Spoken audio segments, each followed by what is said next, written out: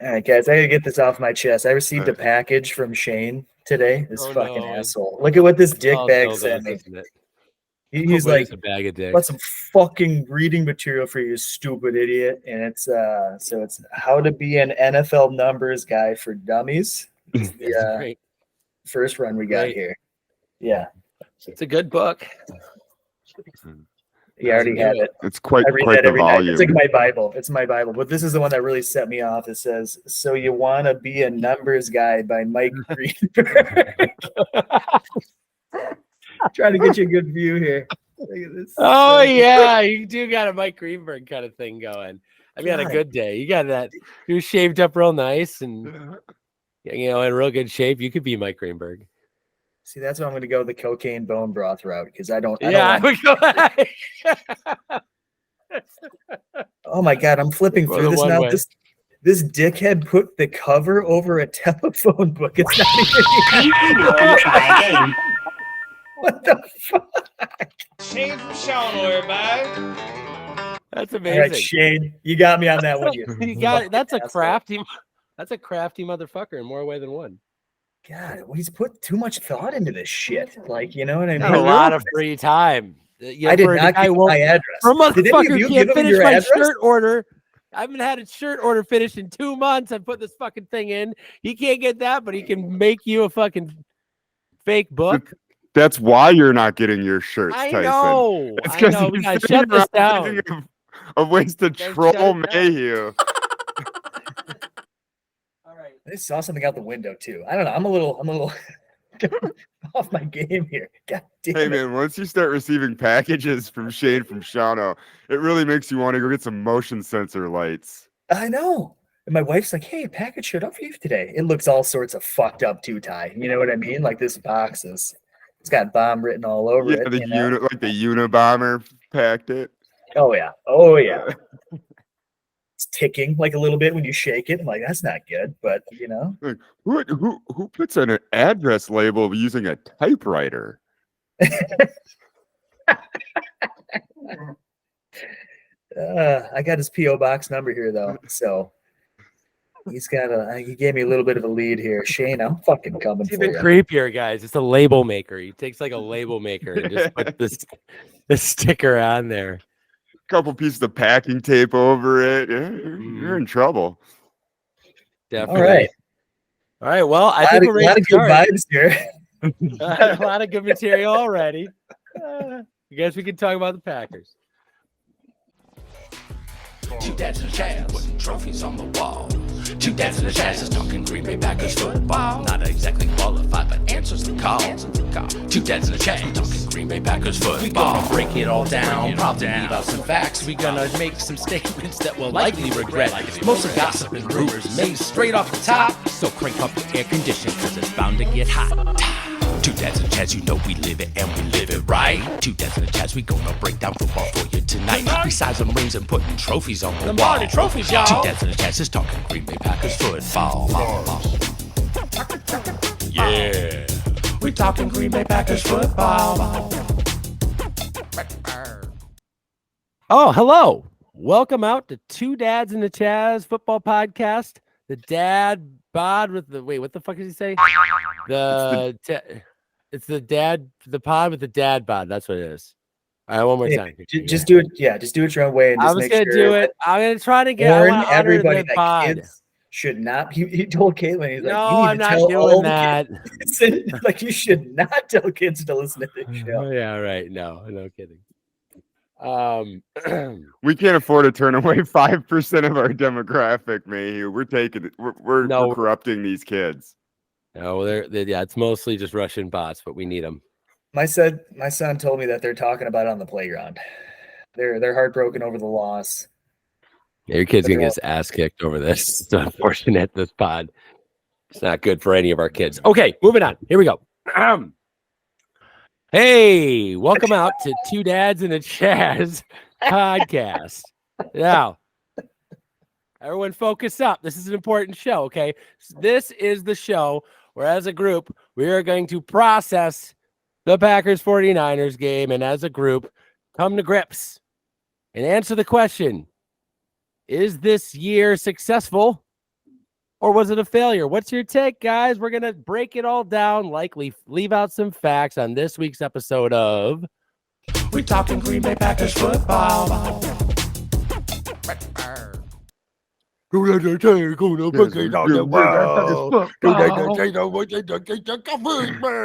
on the wall. Oh, man. Entertain the nation. Dude, I love This that take. bloopers. His I like bloopers that. reel is going to be sick. There's no blooper reel. Chaz is using all of this. Like, I just want to forewarn everybody. There's no way he's leaving any of this first 20 minutes on the cutting room floor. We're talking Green Bay Packer football. All right. Hey, everybody. Welcome out to Two Dads and a Chaz. I am your interim host for the day, Tyson Fauché. I'm going to introduce the other two members of our pod today. I want to thank you guys again for meeting us at this beautiful spot. We've enjoyed entertaining you all this year, and I've enjoyed talking football with these guys. First one I'm going to introduce, Mr. Ty Wendell. Ty, Yeah. go ahead and say hi to the people. Yo. I'm going to be a little weird tonight, sleep deprived, plowing snow schedule. So I don't know what day of the week it is, or even if it's AM or PM right now, but I'm down to talk Packers anytime. And Tyson, I'm going to need every bit of this processing. That was a heartbreaking loss. I thought we had it. We were there. It was within grasp. So this is as much for me as it is for everybody else on this one. And now I'm going to introduce the Porcelain Prince, Mr. Aaron Mayhew. Hey, fellas. Pretty fucking depressed over here. I'm going for a Weekend at Bernie's kind of look. Like one of those. But now Weekend at Bernie's 1, because I never actually saw it. Weekend at Bernie's 2, when he's Caribbean style. Oh, I see it. Kind of gets going a little bit. Mm-hmm. You think that guy mean rigor mortis, but yeah, you got it. You definitely got the look. Yeah, but no, I'm fucking depressed more than I thought I was going to be, and I know that I need the good company of the 2Ds in a C crew to break this down with me. Let's get over the hump together. Extremely soft response from Aaron Mayhew. Ty, what are your thoughts? But that transition's gold. We're keeping that. Yeah. Oh yeah. Oh yeah. Okay. So we're doing it. We're gonna cut this thing up. We're making Chaz work today. Hey, you're gonna add it a lot, motherfucker. You don't show up. That's what you get. Okay. No, we love Chaz. He's great. Yeah, he's gonna come in at some point too, everybody. So I know. Excited for it. All right, so let's get into it, guys. Today on this show, we have to break down this game, come to grips with the reality. The Packers season is over, but man, that was one fucking amazing game. In a lot of ways, it was kind of a story. It was like the whole season broken down into one game in a lot of ways, if you want to look at it that way. Regardless, I would love to kind of set the tone. Because as you know, as Two Dads and a Chaz is constructed of two fathers, being me and Mr. Mayhew, and Chaz, and then somewhere along the lines we found this hitchhiker Ty, and he just keeps showing up. And so I'm the guy on the couch. Yeah, I'm the guy on the couch. The guy on the couch, and just never. He's left. Also don't forget, folks, he does the thankless job of plowing the snow. So he's that son of a bitch that covers your car. That's him. He's that guy with I just finished the driveway and he just goes right by and kind of ruins your morning. That's Ty. But you know what? Someone's got to do that job and they don't get to sleep. And he has to deal with meth pirates that are out in that field. So really, I have to say, honor to serve this podcast with you, my friend. And I'm glad you are sleep deprived. I think we're going to get good shit here. I'd like to talk, set the tone where you guys were at for this game. This is a big game, playoff fucking round 2 for the Green Bay Packers first season, right? So, Mayhew, where were you watching the game? What was your atmosphere? How was your pregame feeling, energy-wise?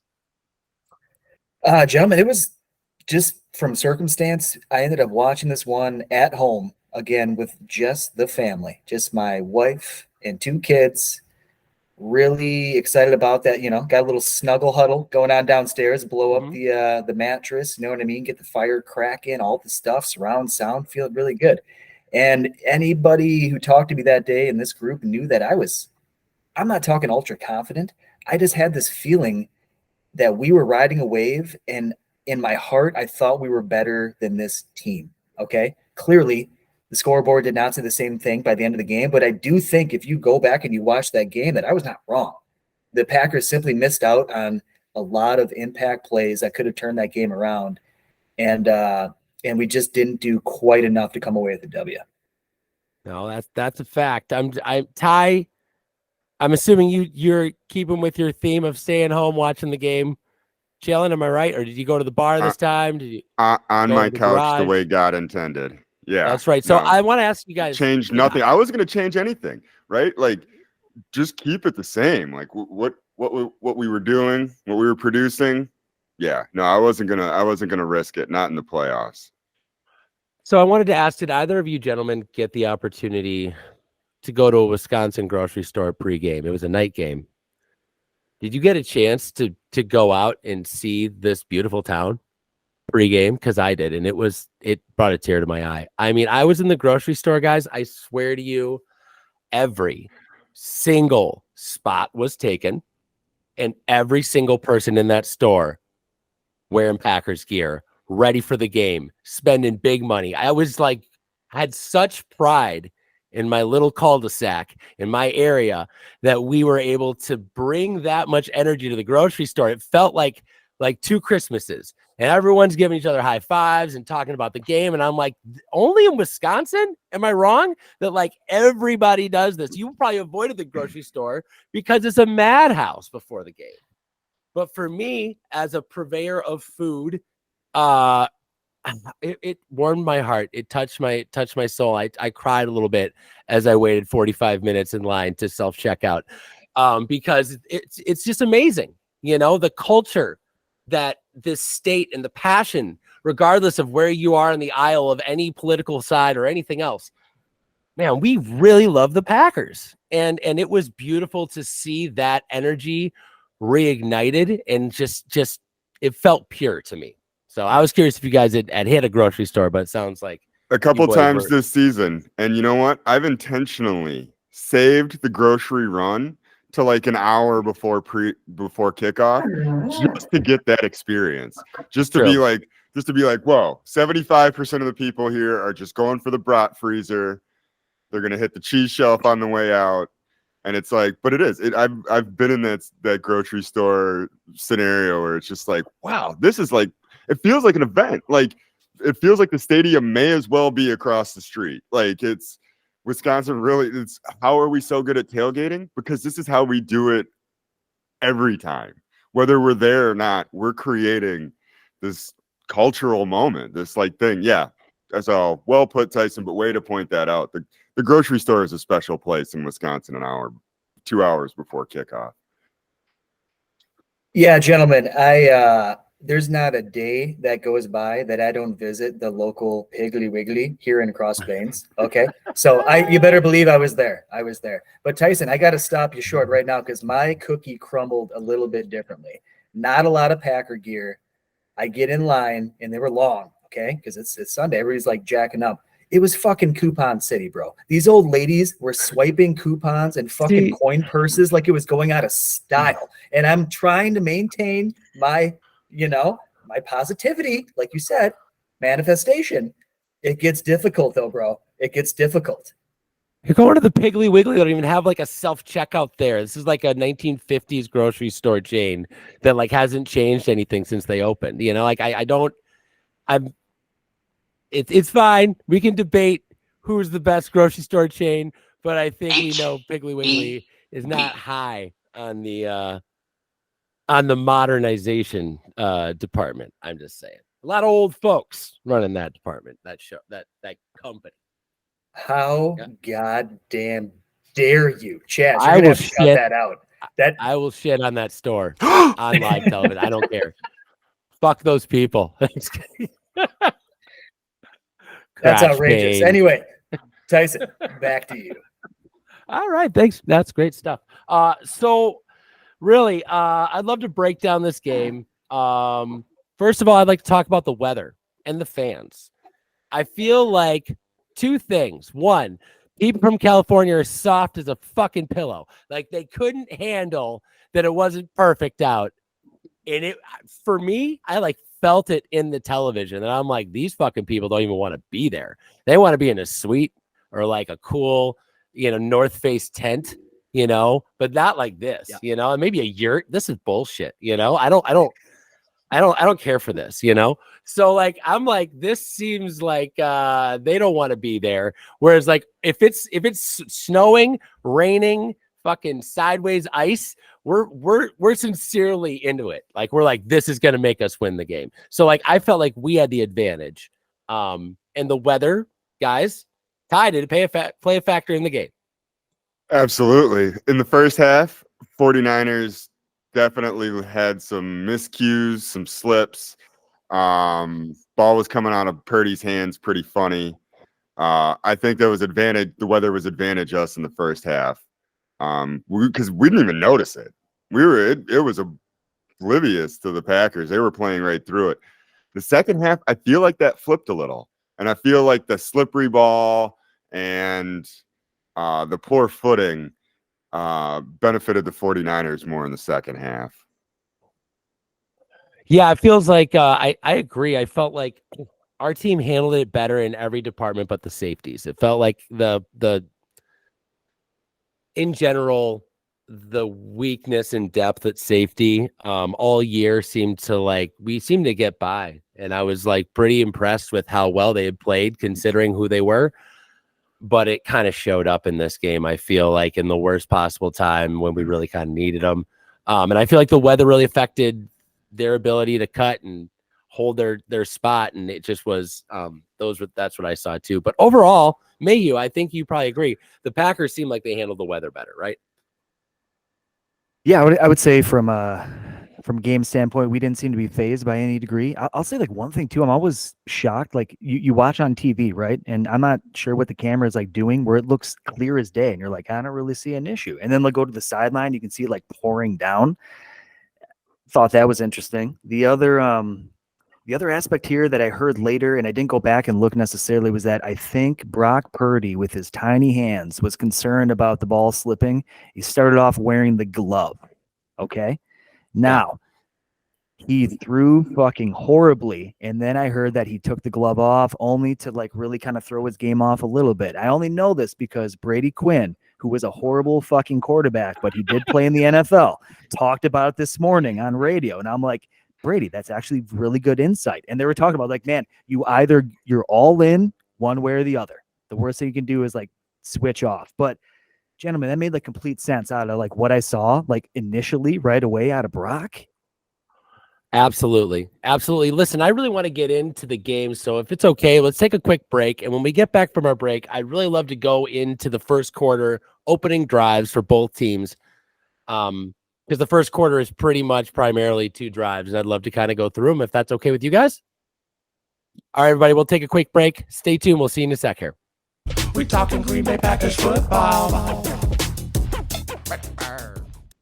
All right, welcome back. Thank you so much. Back to Two Dads and a Chaz. So at this point, we're going to kind of break down the opening drive of the game and kind of just relive this experience and kind of figure out where these points where things went wrong. Starting off for the first quarter, we get the ball on the 25.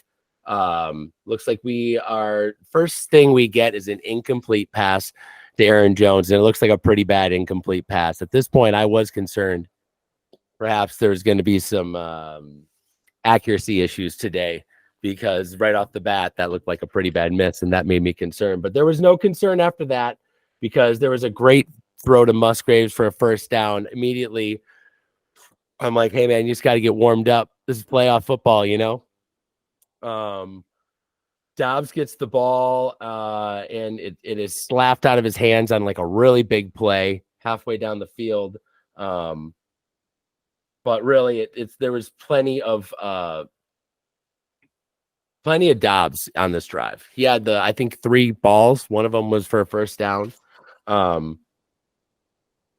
We end up a lot of runs with Aaron Jones. Looks like we had about 9 runs on this play, on this drive to Aaron Jones, and then 3 balls to the tight ends, and then a couple of balls to the wide receivers. So all in all, this opening drive, pretty successful. We managed to take over 7 minutes off the clock.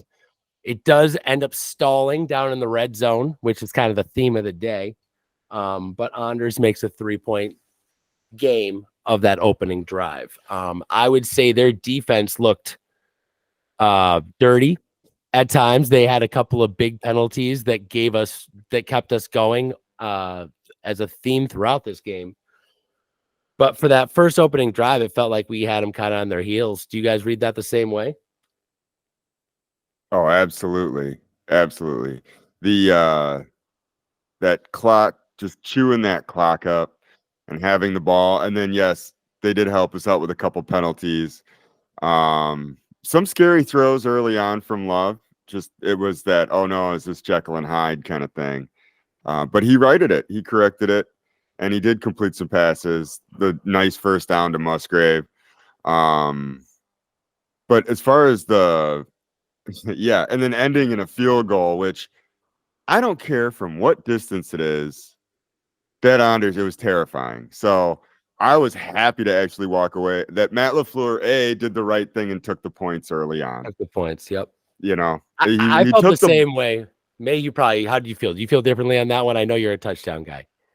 No, I think it's disappointing. Look, I thought we took the same approach where we grabbed the ball first. We are moving the ball.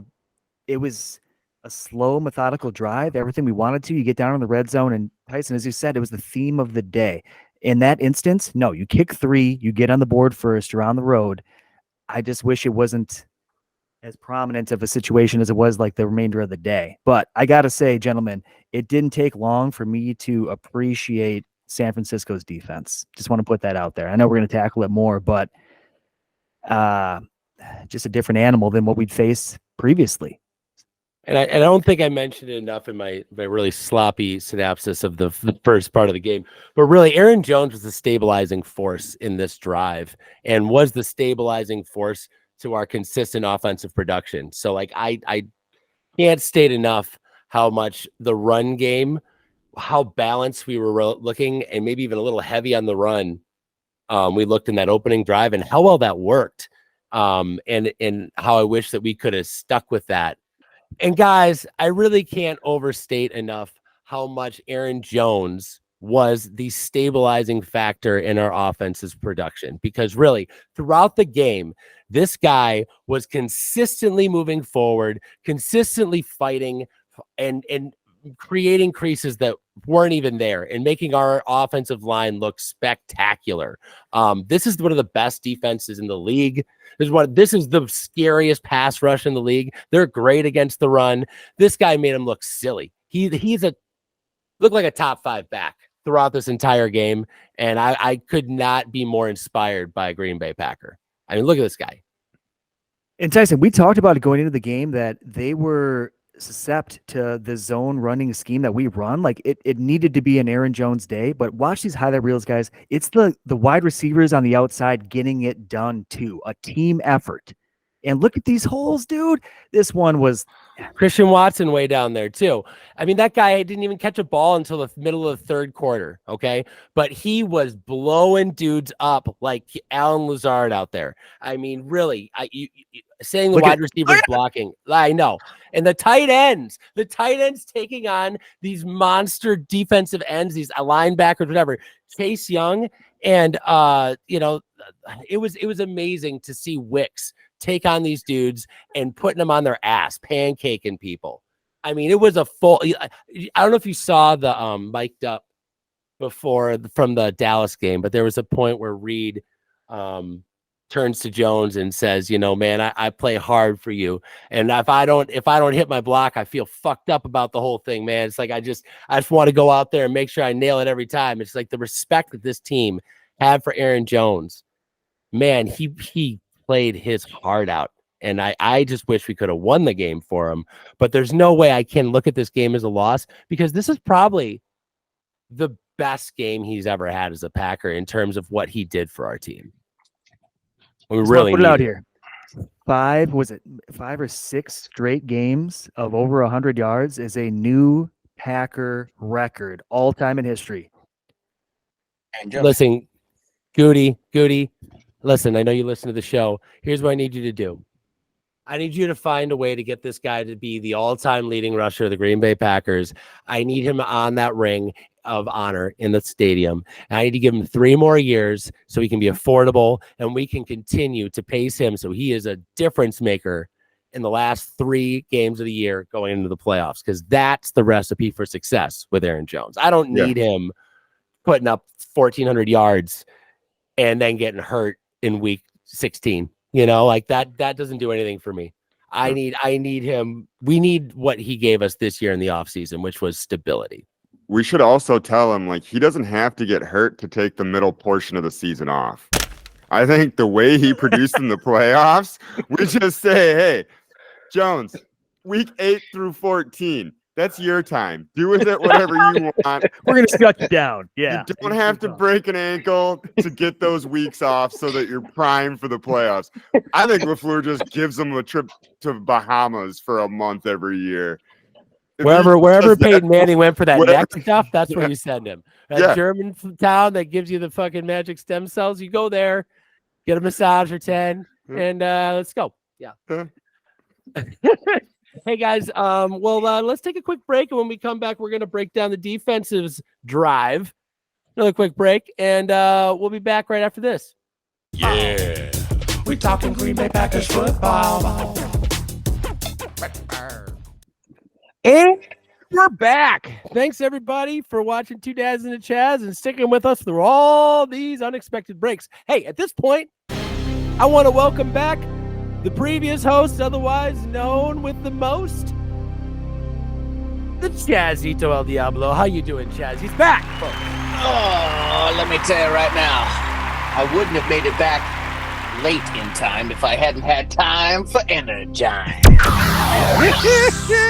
That's great. Well, I wouldn't recommend operating any heavy machinery, and welcome to the show. We're about to break down the defense here, breaking down the defense's performance against the 49ers opening drive. You know, we just went over, Chaz, to catch you up in America as well, the Packers opening drive, and then a bunch of other bullshit that took way too long. So now we are on to 49ers opening drive. First thing, 5-yard run by McCaffrey, and he takes a shot to the side of the dome, the first of many that he will receive from Mr. TJ Slayton and the other defensive linemen who were not fucking around and immediately let them know that we're coming to play. The next play was a screen pass to Deebo Samuels, who immediately injures his shoulder, has to leave the field, and you can feel the energy starting to dwindle. Then they have a false start, moving them back 5 yards, okay?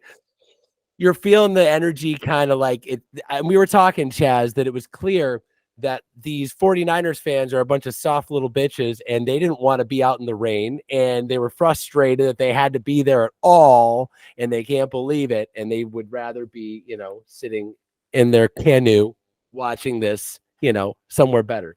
All right, so Purdy thinks he looks off the safety. He throws with anticipation because that's kind of his thing. So he thinks he's looking off the safety. Darnell Savage should at this point be going back. He's in a too high shell, so he should be leaning back. But Darnell Savage actually did a good job this time, guys. He did the homework. He watched the tape, and he moved forward and actually almost picks that ball. Jazzy, what you got? Thank you. Why didn't he catch that pass? I'd say because God hates Darnell Savage and wants us to cut him on the team, because it feels like that would have been this amazing payoff for this guy that I hear great stories about in practice, and I hear all this stuff about how he's got this crazy speed, and it just seemed like he did everything right, and if he makes that catch, he's going in for an easy 6, and at this point, they've kind of lost momentum, and that's a major. Already to Brock Purdy to almost throw that pick after things not going well, momentum is down. Chaz. Would that have been his third consecutive game with a pick six? I guess it would have. I don't know. I didn't. That Mayhew scouted the team, but it could have been. No, just because remember how long he was hurt in between you're his. right. You're saying Darnell Savage. Yes, that would have been his third consecutive game. And that was one of the first opportunities we had to kind of put this game completely in our corner, because if you look at our first opening drive, how long it took, how much time we took off the clock, you look at their opening drive. After that, they throw to Deebo Samuels, where we finished the job of hurting him and sending him to the sideline. So now they've lost their number one wide receiver, who I'm guessing have planned most of the day around. Their quarterback is not playing well. He's going to change his glove. His energy is low. And our defense is hitting like a hammer. Like, we have all the momentum right now.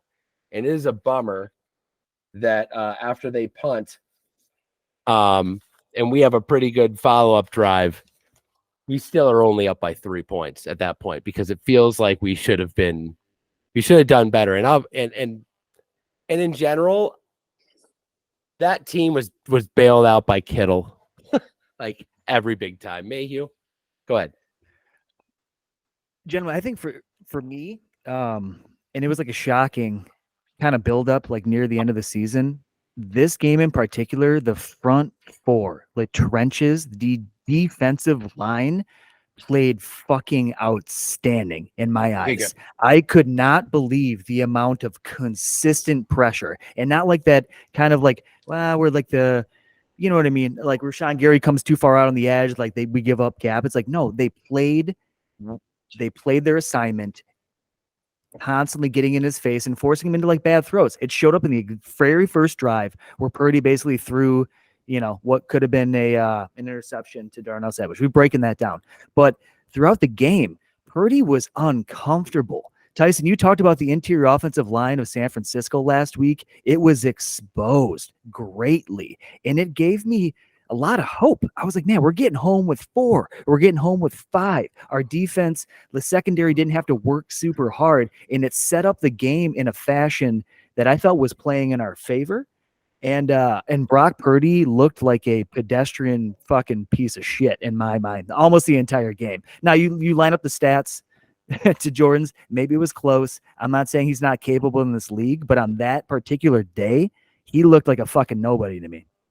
I mean, it's classic 49ers, like 7 good balls from their quarterback is all it takes to fucking beat the Packers. It's crazy how it happens. But like, you look at the game statistically that we lost in the NFC Championship, you're like, how the fuck did we lose that game? They didn't even throw the ball. It's just, at least you could see they ran it that time. But this time it felt like we were doing a great job of shutting down their run, which they heavily rely on.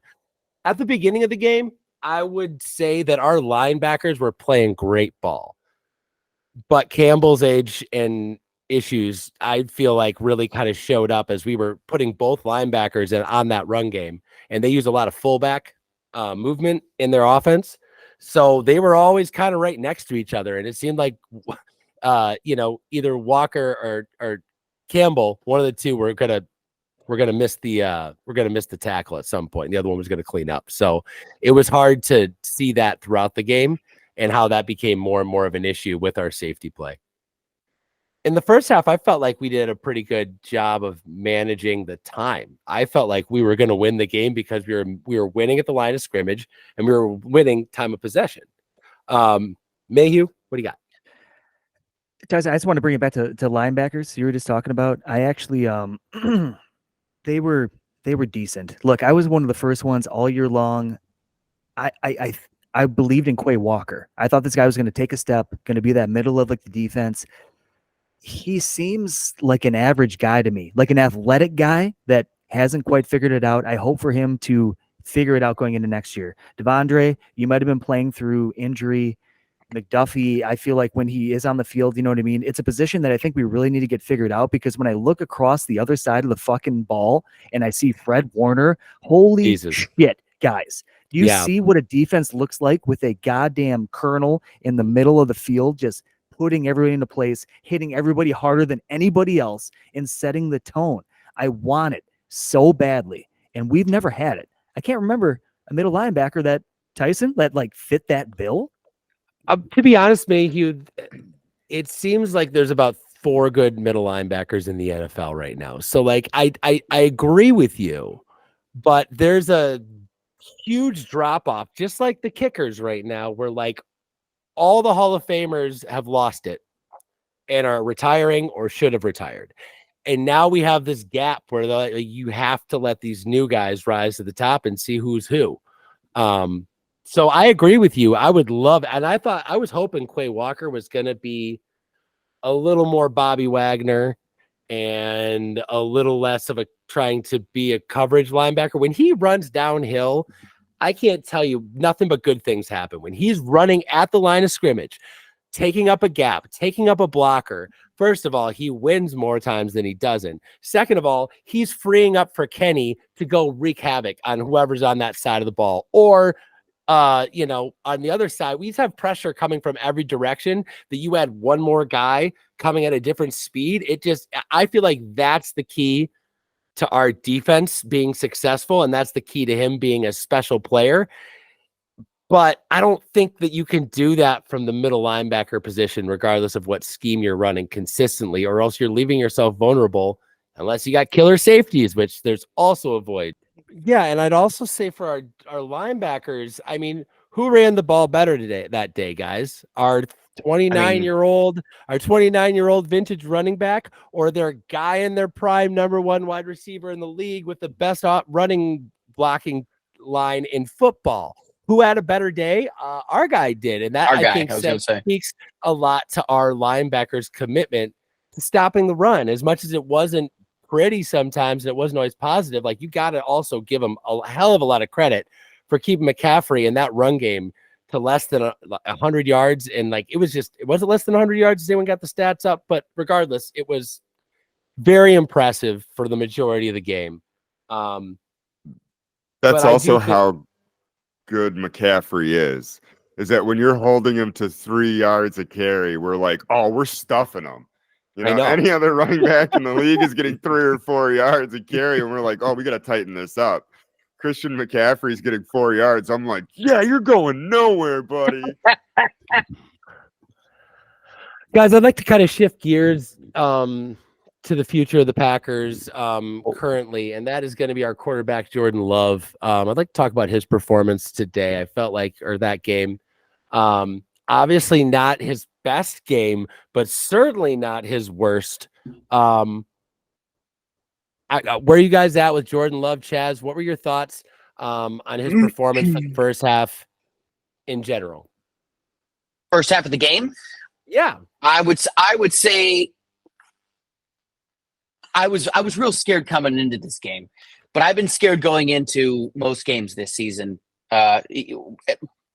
Even though we talk a pretty hard game on this podcast, I would say for especially in the last couple of weeks, I don't like we've been using house money bullshit, but I'm only afraid because I'm afraid as somebody who has imposter syndrome, and I worry that whatever I'm doing is going to affect my game for the Packers, especially when I can't do the things like cheesing up on D and, doing all the things I'm supposed to do for the team, because it's not about me. Yeah. You know what I'm saying? It's not about you. But it doesn't mean that I don't, especially in the last couple of games, think that I was adding to the stress of the pressure. Yeah, and that's probably the best way to put it. My buddy kept saying, stay positive, stay positive, stay positive. But I kept finding myself moving into that weird negative space. And so when I realized the line in specifically the first 2 quarters of the game was not being able to give Love the seconds that I'm used to seeing in the last couple of games, which is like a cadence that we've all, I think, kind of gotten used to because you've seen it enough times. And because it's not because we've seen it enough times, forgive me, because it's been such a fluke that when that timing all of a sudden started breaking down, it was like being a dancer and are in a band with a bunch of guys, and all of a sudden what the notes are, but why is the timing off? What is happening? And when that started to break down, I was starting to get very worried about where this was going to go. Yeah. Getting to see more attention defensively on Love was a very stressful way to start the game. Yeah, I'd say that I also had concerns that, like, was the real Jordan Love the guy I saw in Dallas, or was the real Jordan Love the guy that I'd seen throughout the year that had some questionable, situations that didn't make him look like Well, he was able to. I can give you the answer. They're Both the same. They're both the same. No, guy. I think he's grown substantially, but I definitely, I don't know. I feel like I believe more than I would in Purdy. That's for sure. I mean, the level 100%. of difficulty that he was completing balls was pretty impressive to me. Mayhew, where were you at on Jordan Love's performance? Look, you got to take, I think, the final drive out of it entirely, like to kind of dissect this thing a little bit. And you're on the road against what I truly felt was one of the most elite defenses in the entire league that kind of forced him into situations that made him uncomfortable. I still thought he made good throws. I thought the game plan worked well. I think we were moving the ball, taking what we could, and just, man, we keep talking about it, but we got into the red zone, and you got to fucking come away with touchdowns in that instance. Points. Yeah, Absolutely. But Jordan overall, and for me, until, like, honestly, that final fucking throw is, I thought he played a good game. Look, I take that back. that final throw was not terrible. Sorry, I won't interrupt. Sorry. I thought the final throw was terrible, but I think the initial, his first interception where he basically just throws it behind to was that Tucker Kraft, Musgrave? I can't remember. Was the right? Yeah. It was the right throw. Like, he was basically, you know what I mean, taking like what they gave him, threw it way behind him. He chips it up, but man, like 2 feet the other direction, you pick up 3 or 4 yards, you live another day. That, like, was a big turning point for that team. And this is what it's like to play quarterback in the NFL. You make one bad decision and you fuck yourself. And we murder you. Yeah, but that's seriously. the thing, is that as a guy who needs, like Brock Purdy, who needs to step forward to make an accurate throw, who needs to step in and have good Brady, like, mechanics. Yep. To not have the ball get behind him. And then you see how our guy throws the ball. And then you're like, well, that's why that ball was off. But it's like you see him throw that ball 3 out of 4 times that way, and he can pull it off. It's what's giving us an edge with our offensive line being just this close to being not good enough, but we can pull it off.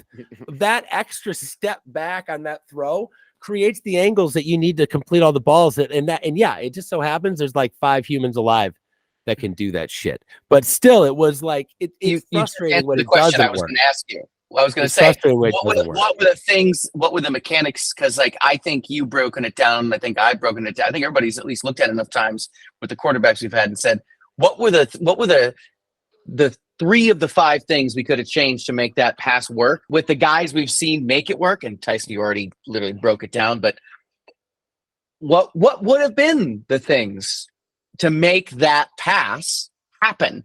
Because we've seen it happen with quarterbacks in our franchise in the last 30 years. Go ahead. Chaz, can I jump in here and just let's pull it up. Let's take a look.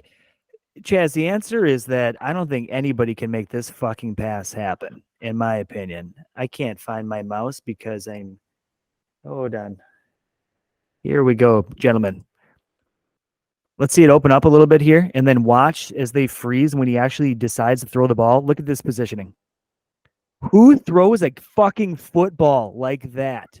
So you're Brett Favre. No feet on No. the ground. It's not even that. Brett Favre.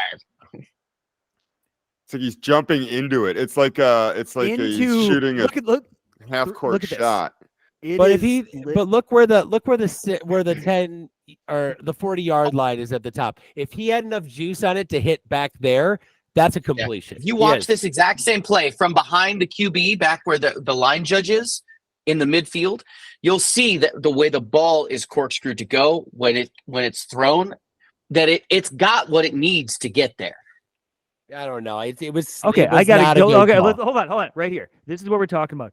You guys are talking about Tucker Kraft open down the sideline. Ty, the reason he is No, because not at all. this We're not guy talking about that basically guy at all. gave up entirely and is coming Yeah. in. Yeah. He's throwing into double coverage that is so on top of this pass. No, triple You- coverage.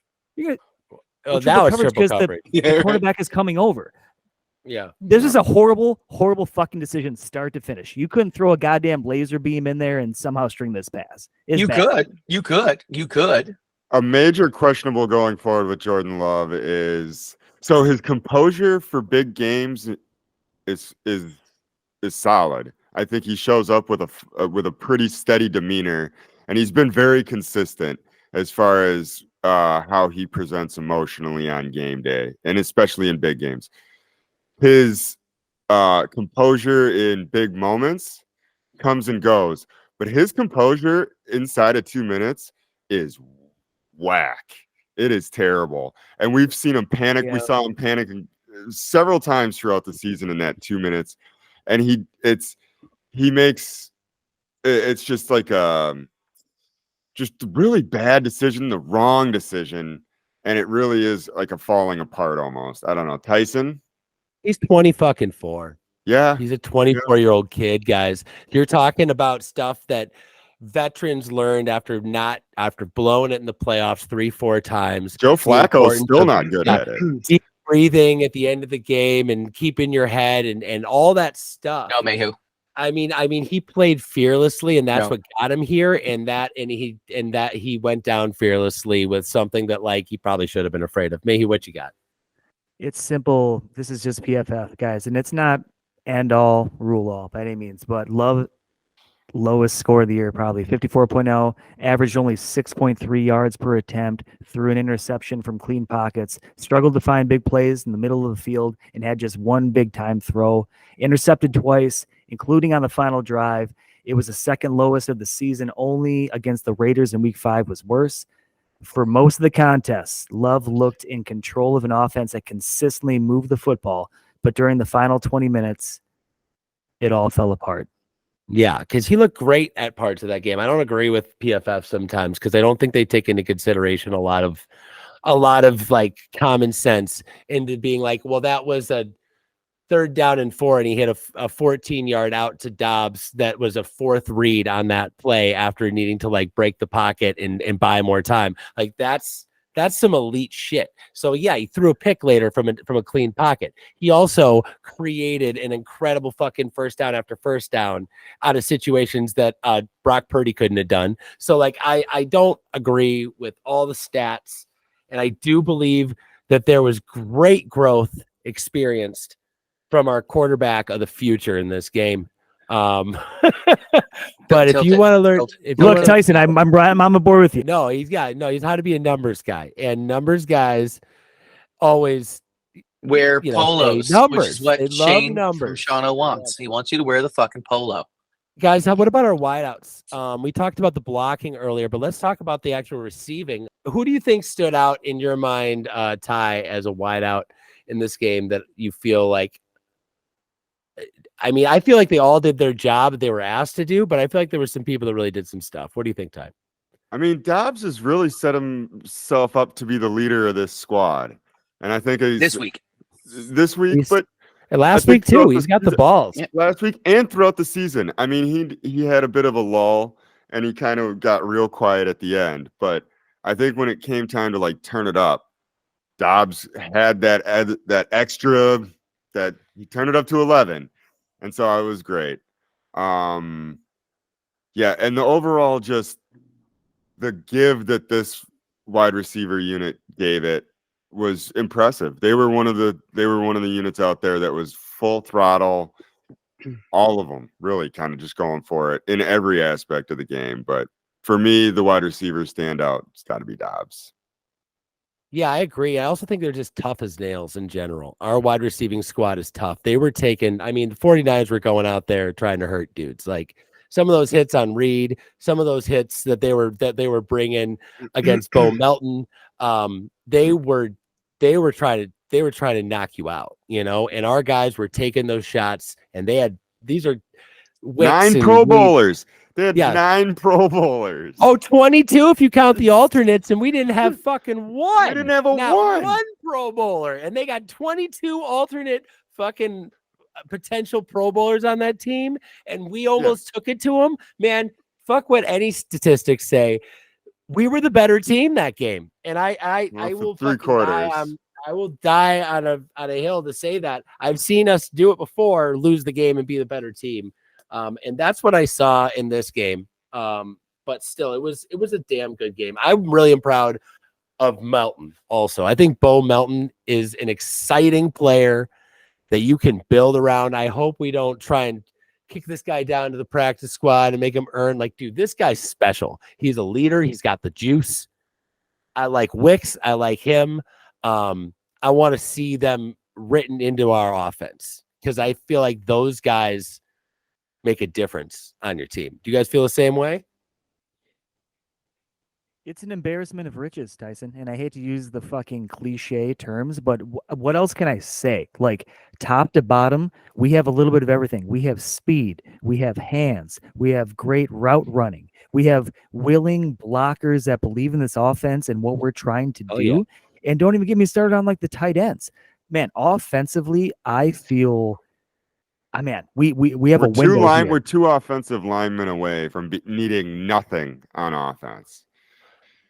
And guys, I asked for this game plan all year. I'm like, you got these tight ends, use them, and then run the goddamn rock. Well, we did it today. I mean, that game, we used all 3 tight ends, got at least 2 balls or more. And a lot of them were big time, important first downs, big moments. And then the run game, even Wilson, guys. Where are you guys feeling about Emmanuel Wilson? Because I feel like he notched up a little bit in that game for me. He did some stuff. Anyone else have that feeling? I already bought a jersey. Yeah, I'm a huge fucking fan. Guy, you're right though. Just when he needed to do what he needed to do, came up big. Grabbed a couple of first downs. Like, guy finished with probably 17 yards, but they were the 17 most critical yards you could ask for from that guy. And with Dillon being out, Jones needed an opportunity to huff some oxygen, and then Wilson, let that happen. You say Oxycontin or oxygen? Oxygen. Oh, right. Got it. The O2 tank. I don't know how you would avoid it. I'd be humming that thing the whole time. Well, if he keeps jumping like that, he's going to need something to protect his dick because he's going to get slapped right in there, just like that tight end. We got some kind of masochist team who loves jumping over guys. Hit me right in the dick. Yeah, I'm going to do the splits and just give me one of these right in the helmet with my dick, and that should work out. No, I'm sorry. On the rewatch of the game that I just did today, I found myself more impressed with Emmanuel Wilson's just the way he runs. It had a real Amon Green bit about it, the way that he he's a big dude. Kind of he's bigger than you'd think. He's a big dude. And he can jump, and he's I'm like, what are you getting from AJ Dillon? A deal. What are you going to get on AJ Dillon? That this guy, he's a different guy to have in your stable, and I don't know. I hope we can do something with that guy because he seems like a special player. Maybe, I don't know. We'll see. What do you guys think about LaFleur's strategy versus his old boss? Do you guys feel like he showed up with big dick energy, or do you feel like he showed up the nice guy LaFleur that I was dogging throughout the year? Anyone take that? Mayhe, you want to take that first? Yeah, of course I want to take a fucking bite. Yeah, all right, Yeah, here. you do. I'm gonna open up here. I'm gonna open up with an apology first to Matt LaFleur in general. I know that he listens to this podcast. Look, gentlemen, if I've ever been completely wrong on an individual early on, maybe almost got him fired, I apologize, Matt.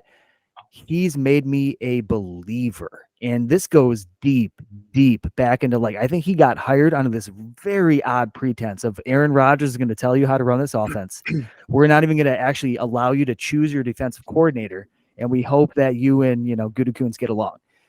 All of a sudden, Aaron Rodgers got a couple MVPs, and it's he can't even call an offense. And I sent this to Tyson. Gentlemen, did you see Stenovich, the offensive coordinator, talked about how basically They didn't actually know what plays Aaron Rodgers was running until they got into the film room post game and could decipher it. Yep. He was not playing within the offense. Matt LaFleur couldn't do what he wanted to do. He'd call the play, give him a couple of options, sure. Aaron Rodgers would just do Aaron Rodgers things. Look, it worked at a certain point, and then when he had a bunch of rookie receivers that he didn't agree with or didn't have chemistry with, he borderline gave up, in my opinion. Let's carry it on. Mhm. He did. Aaron Rodgers goes out the door. You have Jordan Love, who you've been working with over a couple of years and hopefully been building up. Otherwise, you're going to get fucking fired, right? You have a bunch of rookie receivers. You have an offensive line. David Bakhtiari goes down. You're playing musical chairs. We ripped him apart all year long.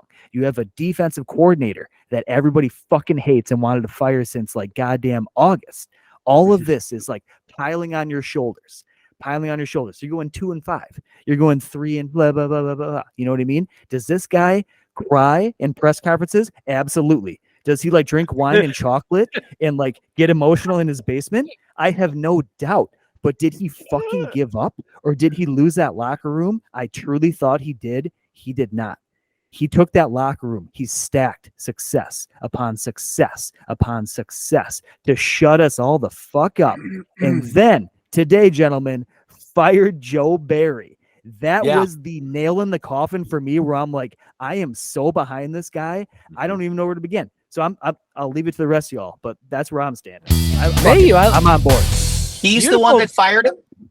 Yeah, he did. He brought him in himself. Well, I wasn't sure if that's how the Packers organization works with the way it works. I wasn't sure, so the head coach fires the head coach has the authority over who he hires in his coaching staff. So except for when he first got the job, other than that time, he gets to decide any new hires is on him and any new fires is on him.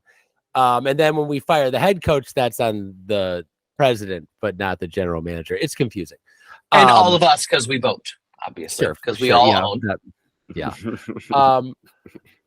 No, Mayhew, I really love the history lesson. I think it's really interesting when you think about it that way. If I was to describe the lesson learned of the game of the team this year, it would be in one word: patience.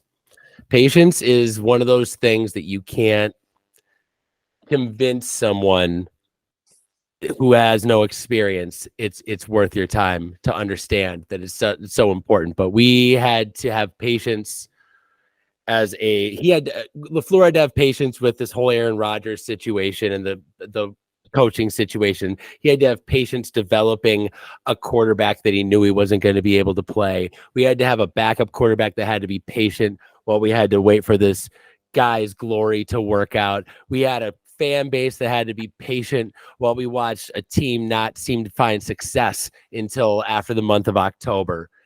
Mm-hmm. And it's when we traded Rasul, when that happened, we sent the message. We are not in contention anymore.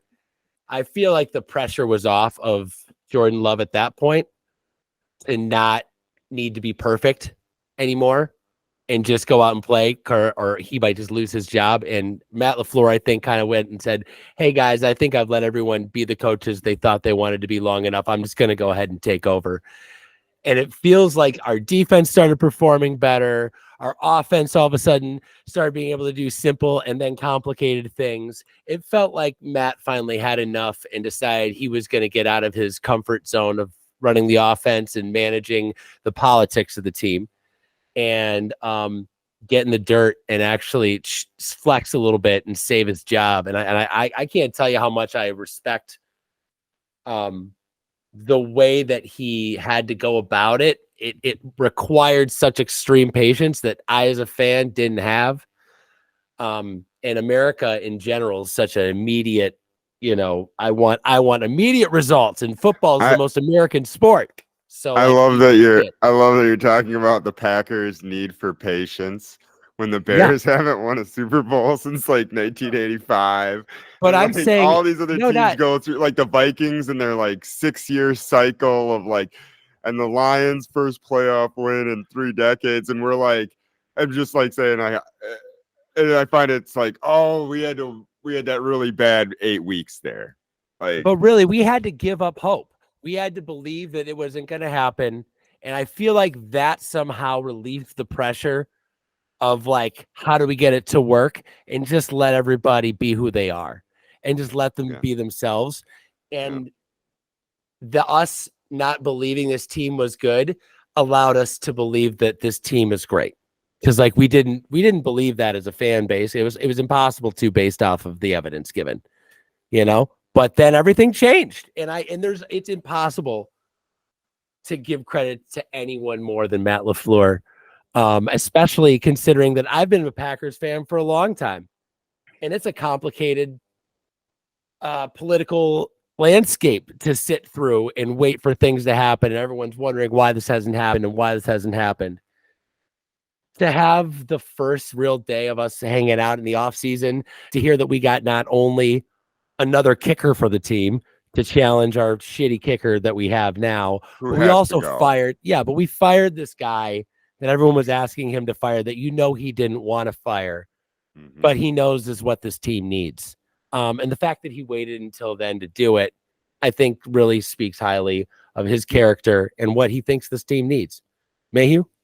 I think for me, just tagging on what you just said, Tyson, I think he's finally standing on his own 2 feet and he feels legitimate. Where you came in, Aaron Rodgers, it was going to be something he had to tackle. He did the best he could.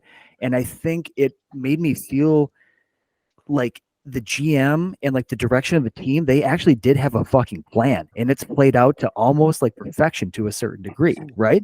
But I was ripping on Matt LaFleur before where I'm like, dude, nobody wants to come work with this guy. This isn't like it's not a launch pad. You know what I mean? I'm wrong. Offensive minded. This guy is talented. And it's like, okay. And he realizes this now where he's like, I know what I have for the next 4 or 5 years. I have the youngest, perhaps most gifted offensive wide receiving core, tight end core, running backs. We'll figure it out. Offensive line going to be what's going to be. What am I doing on the defensive side of the ball? And what we've been doing for the past 8 years, honestly, gentlemen, because it's been the same thing, is not good enough anymore. We need an aggressive fucking defense, or we need a fucking complete scheme change. I don't know. But the fact that he did it immediately, even after Joe Barry had what a lot of people could say is 4-5 games of success at the end of the year, shows me that he gets it. He sees it. He understands this is Matt LaFleur's team, and I'm excited for the future. Yeah, completely. I mean, it seems like from what I can see, the guy likes to do the offensive side. I think the dynamic he wants is as a defensive coach is going to run that part of the field, just like he gives Versace the capacity to run special teams. And I think also we need to take into consideration with this whole Anders situation that Versace took his brother, who was a bust at the Vikings. Okay. He was drafted by the Vikings. They cut him after 2 years, thought he sucked. He goes to the Raiders. Versace gets a little bit of time with him, turns him into an all-pro kicker. And he is considered now an all-pro kicker for the Raiders. We draft his brother. Versace's old school. It makes sense. He's like, yeah, it's probably the same family. I got his brother. I can do this to this kid. No problem. And so also, one, it's not over because the kids had 1 year of football. Okay. But 2, we just drafted another guy, or we just picked up another guy who played college ball, who is more accurate from shorter distance, but in terms of long distance kicks, is about the same as Anders. So really, this is on Anders to improve his accuracy between now and next season, or this is going to take care of itself. Because when we drafted this kid, we didn't know this team was competitive. We didn't know we were a contender. Now we know this Packers team is for fucking real. We're going for the Super Bowl now and every year for the foreseeable future. And certainly the next 3, the window could not be more open. It wasn't even installed, dude. It's just a hole in the house, okay? We haven't even gotten the windows ordered yet. We didn't expect anyone to come to this fucking house. We just started building it, okay? Well, great airflow. Absolutely open concept, whatever you want to call it. We're going to win the fucking Super Bowl, okay? It's coming. Very popular on the West Coast. You don't need walls. You just get a garage door. It's fine. So really, guys, I want to bring back the fact that LaFleur outcoached Shanahan. And for years, LaFleur was considered nothing but Shanahan light. Diet Shanahan, the fucking sugar-free dollar store knockoff of Kyle Shanahan for dummies, you know? And he went into this game and he completely, I think, outcoached what their defense was bringing, which was a fuck ton of energy, talent, and pressure. So, like, I could not be more impressed with how LaFleur called this game, set himself up, and also completely demolished Dallas the way he did. And just our previous coach made him look like a fool. It's like, you remember when you thought that guy was good enough to be your coach? This is how you coach, you know? He flexed this offseason. He definitely became a butterfly, you know? So I feel like we got coach, got it. Quarterback, got it. Wide receivers, got it. Like that's pretty exciting. But you know who doesn't win Super Bowls? Teams without defense. So let's take a fucking break. Let's take a fucking break, please. Okay? Thank you. Take a break. We'll see you in a second. And we'll be right back after this shit. Yeah. We talking Green Bay Packers football. Hey, I actually had a sorry, I got the package from Shane, right? I have a fucking letter in the mail that came out. Have you ever heard of this? The Green Pepper Society of America. I got this in my fucking hand. A cease and desist letter saying, Wait, you cannot be serious. You're not serious. You're not serious. "Oh, Chaz, are you involved? Are you involved now?" I'm hearing this. Hang on, I'm running back. Oh, It What? says, should you any longer deter the sales, production, or genuine digestion of our product, we shall by their sue you. That's that sounds like legal speak to me. You're That's making like this a- up. You're making this up. You're making I mean, this I up. work at a courthouse, good. guys. That sounds legit. Yeah, Chaz, of course I'm making this up. It's a fucking green pepper. Jesus Christ, man. You know, I was thinking about you earlier, Mayhew, when I was eating some peaches in my cottage cheese out of a green pepper. It was Oh, you delicious. sick Like a fucking bread asshole. bowl, like Don't a bread you- bowl. Just lick it as it drips out. I Little literally chunks of just got peaches. sick. I'm Yep. Out of the can, not even fresh peaches. I'm talking canned peaches. I like to put a little bit of juice in there. I think it makes it sweet. You're a fucking asshole, man. Legitimately, though, I feel rumbly in my tumbly. We don't need him to fucking jam, dude. He's missing out. Love is the answer. Oh, you're gonna be doing that? We're not doing that. We're just gonna. Oh, Wait, we just lost him? Where'd Ches go? Packers back in the motherfucking house. Packers are back, motherfucker. Motherfucking Packers. Packers. You know what I mean? Something like that. Some sick, fucking nasty jam like that. You know what I'm saying, bro? yeah, you're Do gonna. that all right, percussive thing you always do with your guitar. Just do that with your mouth. You know what you do. Why you go get your guitar and play drums on it? This feels like digs. It feels like a lot of digs, man. What's Very your fucking problem, bro? We talking Green Bay Packers football. Anyway, don't know, Chaz, I- are you in a dungeon right now? Is everything okay? What's happening? It's just there's blackouts. There's rolling blackouts. So I lost Are you power shitting for a me? bit. Oh yeah, you got Re- storms and things. Oh, just no. This is like it's more. We had hail and rain, but again, like my neighbor's lights are on. You can't Texas probably is see. awful. It sounds like- like trash to me. No, it's great. I love it, but I gotta Watch out make for do. armadillos. They At least he can- doesn't gotta have to make do, like you know? start a fire to stay warm. It's true. I mean, if I had to, I'd be able to. That's the real fun part. Oh yeah. Austin, Texas is beautiful but dangerous, Chaz. Hey, man, it's a perfect place for Chaz Frederick Griffith England. So you fucking need to know. Who needs true. electricity? What's I that battery life left on It's your let me put it phone, this man? way: it's not fun, my friends. All right, everybody, and we are back from break. So, to be honest with you guys, I just wanted to touch base about the pod. we are going to have some off-season programming. We do intend on having at least a couple more episodes before our draft specials, one of which is going to be going over and breaking down our team position by position. There's going to be some roster moves made over the next few weeks. So at this point, I kind of want to stop our initial plan of breaking down the defense and kind of tease that as a future episode that's definitely going to be happening as we're building this roster and looking forward to the 2024 season. At this time, I do want to take honor of the amazing season we had before we give thanks to the amazing year of pod that we had. State of the Union, boys.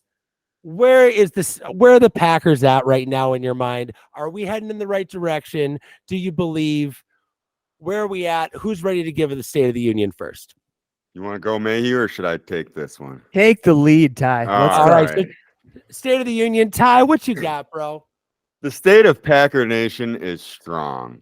We have a head coach we can believe in, who is dedicated to this team, dedicated to these players, dedicated to the culture and the passion that these fans bring. Fandom couldn't be stronger. I saw fans show up for great games every year. It was amazing. I think that going forward with the youth, we've got a bright future. It was a wild ride this year, though.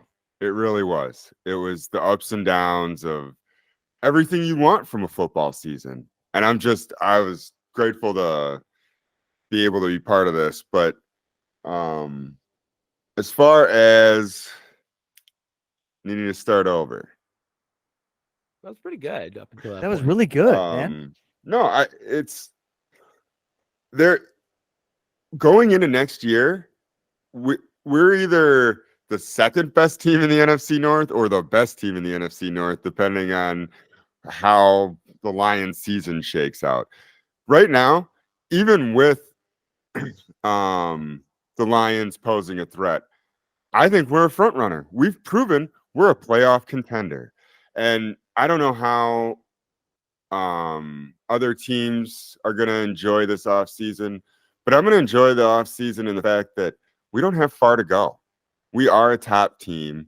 We were one of the last 8 teams standing this year. Stats and all that aside, just what we have as far as culture and concept, the leadership is there. All the pieces are there. Man, I don't think there's anything to be concerned about.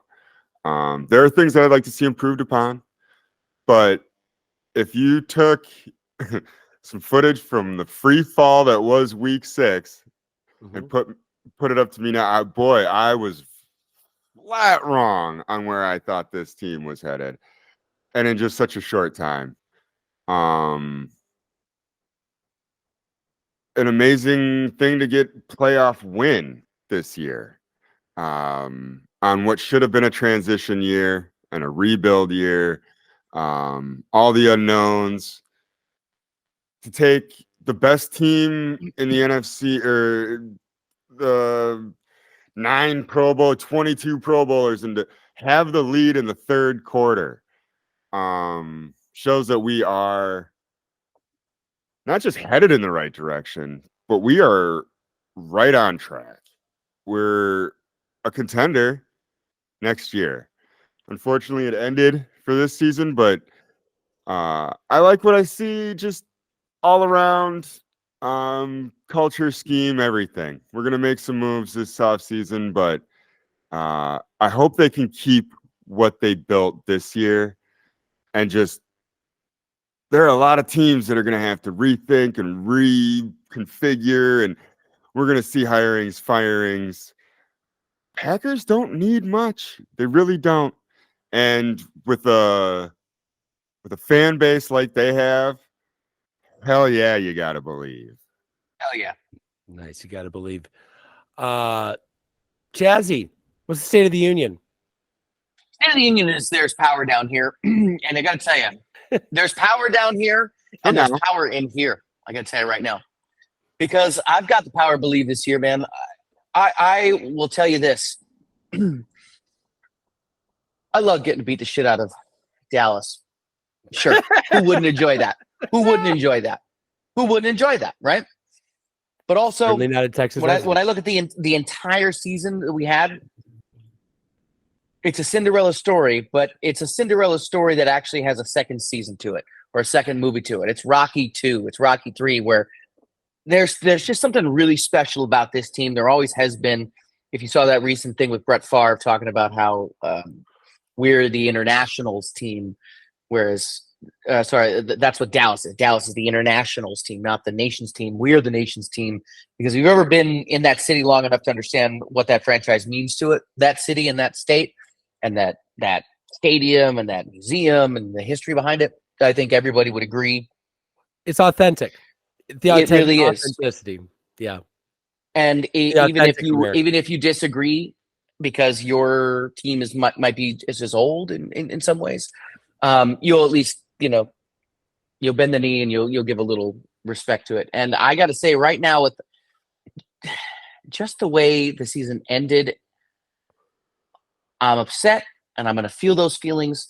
But I got to say, man, if this team was to stay the same and then start in 6 weeks, I would be super stoked. If anything, more stoked, because we got here with guys we didn't expect, with guys that were written off the entire season. That the organization itself had to believe in itself to get to where it got. And I got to say that power of belief again has to be something you think about. Okay, I love it, Chaz. Mayhew, what are your thoughts? State of the Union. Look, for myself personally, this loss, actually, as we've gone through this episode, is hitting me even harder. And the reason it feels that way is because the game of football requiring, the roster, 52, whatever you want to say, to cohesively come together and perform is such a impossible feat in reality. Whether you're healthy, whether you're not. One play this way. The inches, Chaz, they're in front of us. God damn it. That when you capture that magic and you're riding that wave, I didn't think it was going to stop in San Francisco. We were the better team, gentlemen, that day. We should be playing this weekend, and it's saddening to me because despite all those things that in my head make the most sense, like the outcome was not what it was. Not what it was. And so we sit here and we talk about windows, right? We talk about, man, I'm really excited about the future. And I am. But every listener out there has to realize that in the game of football, fuck, man. If you're not Tom Brady and the Patriots, which no longer exists, you are one of 32 scrapping and just hoping for it all to fall in your favor just to hoist up that trophy at the end of the day. Now, so if you're not first, you're last. Got it. I said earlier, I believe in this coach wholeheartedly, and I think it was more his post-game conference was when he really won me over. He talked about it. He's like, look, this team, that guys, I really thought would have done some fucking damage, and that's what upsets me. It's like, hey, you think you're not better than the Ravens? You think you're not better than like whatever? I disagree. You ride that momentum. I thought this offense could have put up points on anybody. And I thought this defense was playing the best ball they could have at the end of the year. We didn't get a chance to see how far they could go. But this coach got in front of the microphone. He basically said, this team is never going to be the same again. We're going to lose guys. It's a completely different scenario all next year. And as a coach, that is incredible to me, where it's like each year you have to find a way to motivate a room of fucking grown ass adults that are making more money than you are, that are fucking ego driven across the board. And how do you pull that together to make a stride? I think he learned everything he needed to this year. And then he goes and fires Joe Barry. And I think I'm excited for the future. Do not get me wrong. I really, really am. But I just want to wallow in it like a little bit here, gentlemen. But more importantly is that this podcast, I'm sitting here in front of three of my favorite people on the planet. And this is season 2, gentlemen. We've kicked out almost 40 fucking episodes of this podcast, right? And it has not been easy. Anybody out there listening, you have no idea what it takes week to week between these four individuals to pull together what we hope is some fun, entertaining, And insightful. digestible stuff Yeah. to listen to. And gentlemen, I'll close out with that. And I know I've probably been difficult along the way too. I thoroughly enjoy the moment I've spent with you guys, and I think we're creating something special. And I'm excited about what this podcast is going to be going forward. So thank you. Well put, Mayhew. And I for one want to crack at the State of the Union. I agree. Mayhew has been difficult to work with. I completely agree with what he says. Prima Absolutely. donna. Seconded. The seconded, whole seconded, time Seconded. it's Seconded. not been easy, but Seconded. yeah. No, but really, guys, I'd love to talk about the Green Bay Packers and the State of the Union. And though, Mayhew, your feelings of sadness and being so close yet so far away are warranted, I want to bring another side to this. I'm feeling almost guilty at the amount of positivity I'm feeling about this year. We were down in the depths of the river. We cut our foot on the bottom. We were in the undertow. This thing was over. I thought we needed a full rebuild. I thought our coach was bad. I thought that maybe we didn't have a great scheme. We were a trend of a few years ago. These are all quotes of myself throughout the year, based off of what the team was struggling and going through in this building process.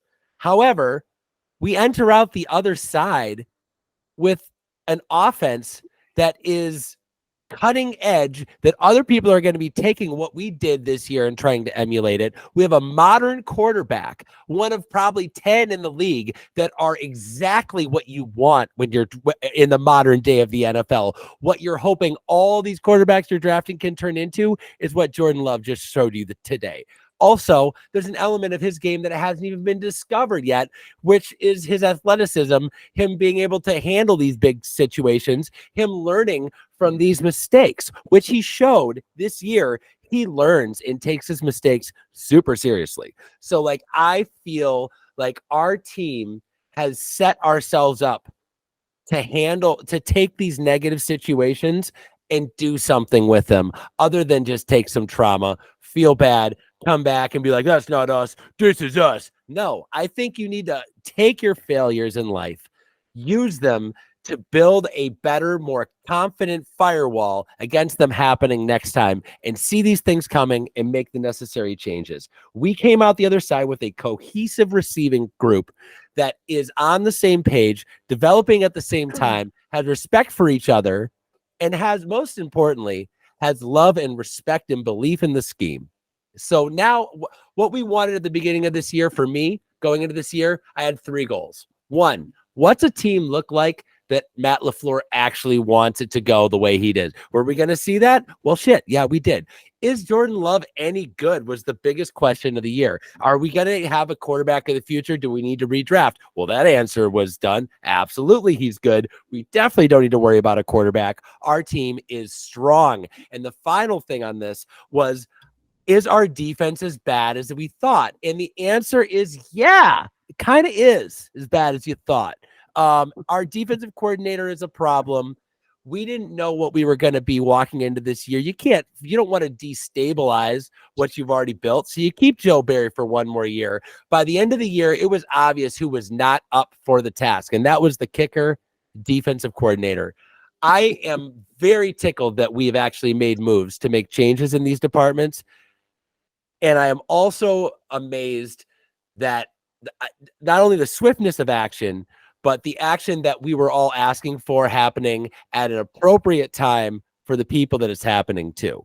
I'm curious what the future brings, but I'm optimistic that because we have the most important part of the game in a really good spot, it's going to be fun to watch this defense get better, guys, because we have climbed out of the depths.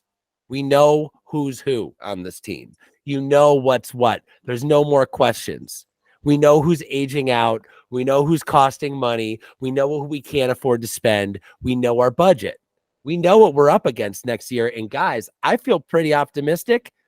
We're a contender next year, the following year. And really after that, it could get crazy. And with Goody's last draft, guys, I can't be anything but completely optimistic because that was a franchise-changing draft.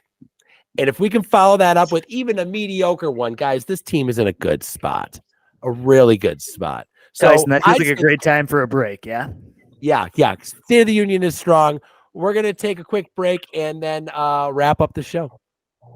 Yeah. We talking Green Bay Packers football. Hey, welcome back to the show. I'm going to toss it over to a guy who just insulted another man's penis, Ty Wendell. That's a good intro. That's good. Ty, I think there's something you wanted to say. There is. I'd like to thank the guests. I just didn't want an opportunity to go by without recognizing the people that contributed to this. Caitlin for the kickout corner. Reesh, thank you for being on. Francesca, excellent guest. She really brought it. Buddy, it was fantastic to have him on. And Shane from Shawano. We're all still Please stop receiving coming the letters, the packages. Can you stop cutting them out of your letters out of magazines? And who uses a typewriter to make an address label? Really suspicious. I hope you're on all the government watch lists, but continue to like, share, and subscribe, Shane. We don't care for the comments, but we hope you're we hope things we hope you get enough snow to actually make the snowmobile worth the purchase, which looks like a bad investment at this point, Shane. So but no, thank you to the guests, thank you to all the people that contribute. Chaz, thank you for all the work you put into this. Tyson, man, you've really put just a lot into it too this year, and man, amazing results. So thank you. Mayhew, way to continue to show up 5 minutes before and change everything and make us all throw And us never change your for and never games. change your lighting at all. Yeah. Mayu has the best sense of humor out of all of us because we give him shit relentlessly for no good reason. And it's just because he's just a great sport about taking it. And he'll never fight back. He's docile. And we love The that rest of about us him. slam doors and He's hang very up hungry. and walk very away. No, Are you, really. guys seeing, are you seeing the lightning flashing in front of him right now? Yeah, it's good. It's good. No, but I also wanted to parlay onto that. Just wanted to reach out to you guys, the listener. It's come to my attention. No, but really, it's come to my attention recently. We do this for you guys. You listen to us weekly. Clearly, you got a lot of time on your hands, and I really appreciate that. If you have this much time, we would love to hear your feedback. Help us make the show better. We know we kind of suck at this sometimes. We're having a good time for friends, but we are doing the best we can. But we would love for you to give us some pointers, some tips, what you'd like to hear. If there's a deep dive we haven't touched on that you want to hear us go into in the off season, fucking lay it on me, man. You got an inside tip? Give it to me, because we want to. Maybe we'll get that up on the show. Basically, we want you guys to feel like you're part of the Two Dads and the Chaz community. Feel free to reach out at any time. You can email us at 2dadsandachaz@gmail.com. That is our email. If you send You can it, also we will hashtag us at respond. QD&C, and You being the ampersand. You can hashtag us at the exact same hashtag, QD&C. Also, if you have any interest of being a guest on the show or have a suggestion for a guest on the show, by all means, reach out. We'd love to talk to you. We have some. You can knock at pretty my fun- door at 803 West Linwood Avenue, San Antonio, Texas. Feel free no, to but come really- down and knock on the door. Also, we're but really- jumping on the banning Aaron Rodgers bandwagon or not? Have we decided this as a group? I think Aaron Rodgers is also not invited. We'll see how the knocks go. and then we'll Yeah, decide.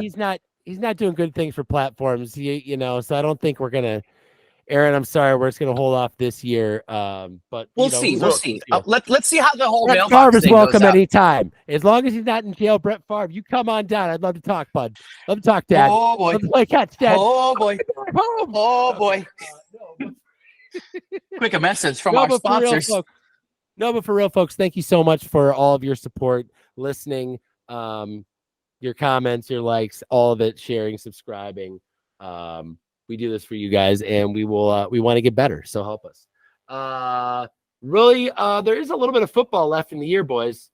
Just wanted to get your take on the playoffs. We got 4 teams left. Okay, we got the Ravens and the Chiefs, and then on the NFC side, we got the Lions. And who are they playing? The fucking 49ers. That's right. Who do you guys see in the Super Bowl, Ty? It's Ravens, Niners, and Ravens. Okay. Ravens, Niners. Mayhew, what do you think? I think we're just gonna cut this section from the entire fucking show, Tyson. Jesus What are we doing Christ. here? I don't give a fuck about any of this shit. Really? Okay. Yeah. No. I don't give Okay. a fuck. But come on. All right, it's cut. I think it's going to be the Lions, and Raph? it's going to be against the He wants it on the Baltimore. record. Yeah. And I think that the Lions are going to lose.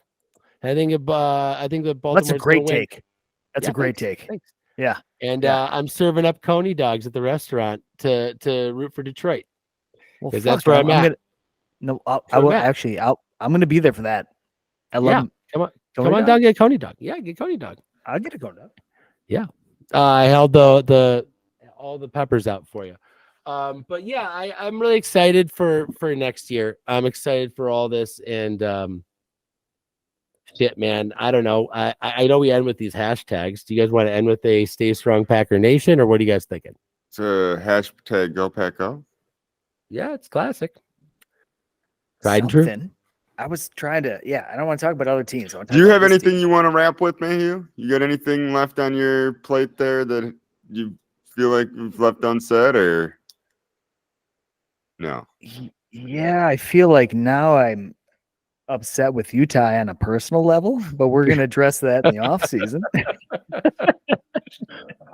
Well, No, as long baby. as your dick gets fixed because it's broken, and we had to make sure we brought that up. one more Look, time. I'm going into the fucking doctor. We're gonna get that shit figured out. It's fine. It's fine. It's totally fine. Like No, a Ty, microwaved hot dog. it's not like that, man. See, But no, yeah. it's ripping. Let's hashtag this thing out in some capacity. All right, hashtag Go Pack Go. Yeah. I don't know. Ty, what do you got? What do you got? Something different. Something different. Something new. That yeah. Yeah, I Something mean, new. it's a That's really future bad. era, right? Yeah. Right? Right? As you stroke your beard like a fucking wizard. Let's go. Man, on the fly right now. Yep. With this delirium. Mm-hmm. Uh-huh. I say we don't end with a hashtag. Yeah, fuck it. I just say in love we trust, man. Let's get Yeah, this man. going. I Yeah. believe in this kid. I believe in this team, and I believe in believing. So fucking hashtag believe. God damn it. Well, our goal of swearing less this year was a failure, but the rest was success, guys. Thank you so much for your time. We will catch you guys next season and certainly in the off season. Stay tuned. Two Dads and Chaz. Two dads and a Chaz, putting trophies on the wall. Two dads and a Chaz is talking Green Bay Packers football. Not exactly qualified, but answers the call. Two dads and a Chaz, talking Green Bay Packers football. We gonna break it all down, probably leave out some facts. We gonna make some statements that we'll likely regret. Most of gossip and rumors made straight off the top. So crank up the air condition, cause it's bound to get hot.